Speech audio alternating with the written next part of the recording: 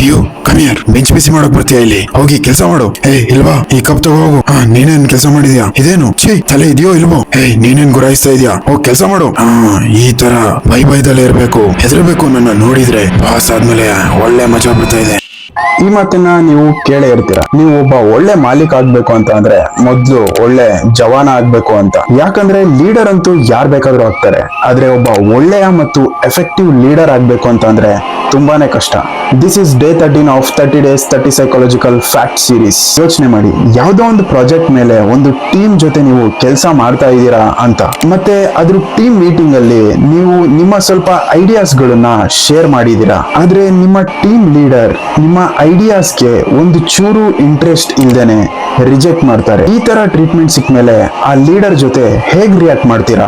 ಅದನ್ನ ಕಮೆಂಟ್ ಅಲ್ಲಿ ಹೇಳೋದನ್ನ ಮರಿಬೇಡಿ. ಈ ರೀತಿ ಟ್ರೀಟ್ಮೆಂಟ್ ಸಿಕ್ಕ ಮೇಲೆ ನೀವು ನಿಮ್ಮ ಐಡಿಯಾಸ್ ಗಳನ್ನ ಮತ್ತೆ ಶೇರ್ ಮಾಡೋದಕ್ಕೆ ಹೋಗಲ್ಲ. ನಿಮ್ಮ ಟೀಮ್ ಮೆಂಬರ್ಸ್ ಕೂಡ ಧೈರ್ಯ ಮಾಡೋಕೆ ಹೋಗಲ್ಲ. ಏನಾದ್ರೂ ಟೀಮ್ ಲೀಡರ್ ನಿಮ್ಮ ಎಫರ್ಟ್ಸ್ ನ ಅಪ್ರಿಶಿಯೇಟ್ ಮಾಡಿ ನಿಮ್ಮ ಐಡಿಯಾಸ್ ನ ಯೂಸ್ ಮಾಡ್ಲಿಲ್ಲ ಅಂದ್ರೂ ಆಗ ಆ ಪ್ರಾಜೆಕ್ಟ್ ನ ಇನ್ನೂ ಚೆನ್ನಾಗಿ ಮಾಡೋದಕ್ಕೆ ಯೂನಿಕ್ ಐಡಿಯಾಸ್ ನ ಉಳಿದಿರೋ ನಿಮ್ಮ ಟೀಮ್ ಮೆಂಬರ್ಸ್ ತರ್ತಾ ಇದ್ರು.